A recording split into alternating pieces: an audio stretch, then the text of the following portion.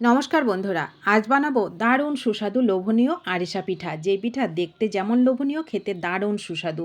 আর এই পিঠা খুব সহজে আমরা বানিয়ে বেশ কয়েকদিন সংরক্ষণ করে কিন্তু খেতে পারি, শুধু পরিমাপটা একটু দেখে নেওয়ার। তো আমি প্রথমে গ্যাসটা অন করে কড়াই বসিয়ে দিয়ে হাফ বাটি মতন চিনি দিলাম। মিষ্টিটা আপনারা যেমন খাবেন সেরকমই দেবেন। স্বাদ মতন লবণ আর হাফ বাটি চিনির সঙ্গে হাফ বাটি জল দিয়ে চিনিটা গলা পর্যন্ত ভালো করে ঝোলটাকে আমি ফুটিয়ে নেব। তো তার সাথে আরও সুস্বাদু করার জন্য হাফ বাটি নারকেল কোড়া দিয়ে দিলাম। নারকেল কোড়াটা একটু বেশি হলে খেতে বেশি ভালো লাগে। তো চিনির শিরাটা নারকেল কোড়াটাকে দিয়ে ভালো করে ফুটিয়ে নিয়েছি চিনিটা গলা পর্যন্ত। এইবার গ্যাসটাকে একদম লো করে দিয়ে এখানে হাফ বাটির থেকে একটু বেশি চালের গুঁড়ো দিলাম। চালের গুঁড়োটাকে দিয়ে কিন্তু গ্যাসটাকে লো করে রাখতে হবে, আর খুন্তি দিয়ে এই চিনির শিরার সাথে ভালো করে কিন্তু এটাকে মিশিয়ে নিতে হবে। কোনো রকম যেন দলা ভাব না থাকে সেটা অবশ্যই খেয়াল করতে হবে। তো এটা কিছুক্ষণ নাড়ানাড়ি করতে করতে এটা কিন্তু খুব সুন্দর একটা নরম ডোয়ে পরিণত হবে। তো ডোটা কিন্তু অবশ্যই নরম করে করতে হবে, আর শক্ত হয়ে গেলে কিন্তু পিঠাগুলো খেতে ভালো লাগবে না, পিঠাগুলো তখন শক্ত হয়ে যাবে।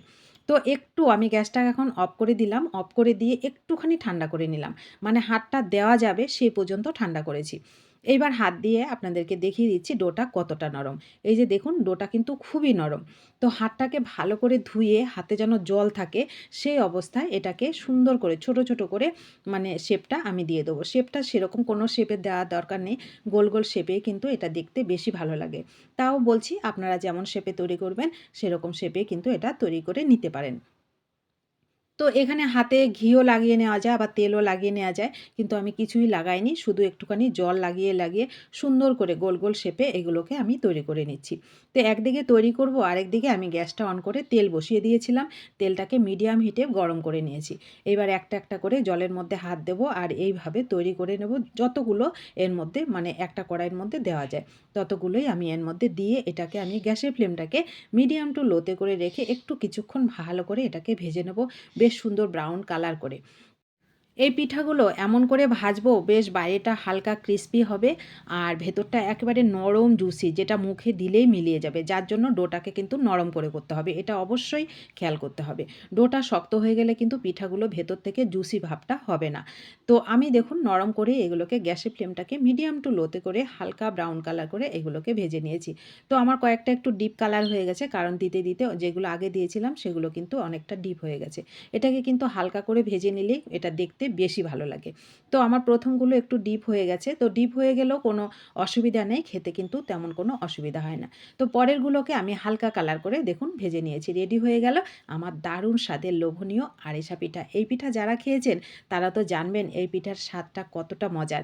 আর যারা খাননি, শীত থাকতে থাকতে আমি বলবো আজই তৈরি করে খেয়ে দেখুন। হাতের কাছে যদি নারকেল আর চালের গুঁড়োটা থাকে, খুব সামান্য উপকরণে খুব সহজে তৈরি দারুণ সুস্বাদু একটা লোভনীয় পিঠা। এই পিঠা ভেতরটা একেবারে জুসি, যেটা মুখে দিলেই অমৃত মনে হয়, আর বাইরেটা খাস্তা। যেই পিঠার মধ্যে আমরা দু রকম স্বাদ পাবো, খেতে এতটাই মজার আর এতটাই লোভনীয়।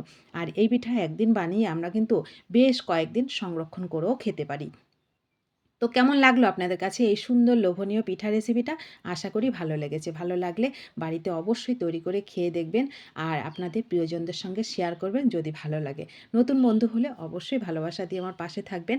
আর যে সকল বন্ধুরা সবসময় পাশে আছেন তাদেরকে তো আমার অসংখ্য অসংখ্য ধন্যবাদ ও ভালোবাসা। তো দেখুন আমি একটা ভেঙেও দেখাচ্ছি। আমি এক হাতেই কিন্তু ভাঙছি, এক হাতে ক্যামেরাটা ধরা ছিল। তো দেখুন ভেতরটা কত সুন্দর নরম জুসি, যে এটা দেখলে বুঝতে পারবেন না আপনারা যতক্ষণ না তৈরি করে খাবেন ভেতরটা কতটা নরম। এই পিঠা 10টা খেলেও মন ভরে না, পেট ভরে যায়, এতটাই সুস্বাদু। তো দেখা হবে নতুন কোনো রেসিপিতে। ধন্যবাদ সবাইকে।